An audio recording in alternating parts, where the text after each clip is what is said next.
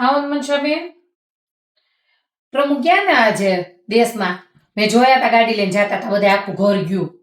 એ ના ના, હું તે ઈશારો કરીને તમને એમ કહેતી હતી. મેં કીધું જોયું અત્યારે ગાડી લઈને ઉપડ્યા છે. આપણે કવડા કવડા હાઈ રાઈઝ ના બિલ્ડિંગો છે ને તે બોડિયા મારી આવે છે પ્રમુખ. મહેમાનો ગાડી અંદર લાવવી નહીં તો અત્યારે ગાડી લઈને ગયા છે તો ધડનારાના ગામમાં ઘરી જાહે તો એ ગામડું બધાને સારું લાગે ને. ગામડાના માણા કેવા ખરા લાગે, કેવા મીઠા બધા. અને ગામડામાં કેવું તમને ખબર મનીષાબેન, તમારે તો ઓછું જવાનું થાય ને.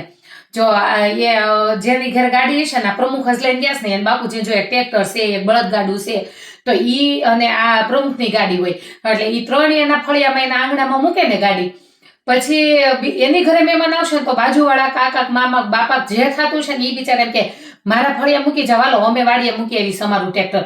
સામે હાલીને જગ્યા કરી દે ગાડી મૂકવાની. અને એટલા બધા સાચવીને રાખશે ને. ગામડાના માણસો પાસેથી સિટીના માણસોને થોડુંક શીખાય કે હું તમને ધીમે ધીમે કહેતી હતી. મેં તો અત્યારે એવો પડારો કર્યો છે, ગાડી લઈને ગયા છે. મેં કીધું અને અહીંયા અવડા બોડિયા મારી એવા બોલો.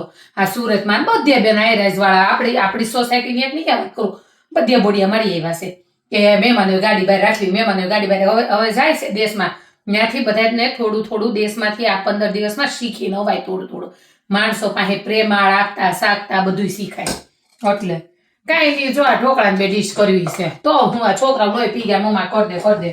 તમે હાલ હજી હું આવીશ તી બહારથી પ્રમુખની જાતા હતા ને જય શ્રી કૃષ્ણ કરવા ગઈ હતી. સારું લાગે. સારું હાલો.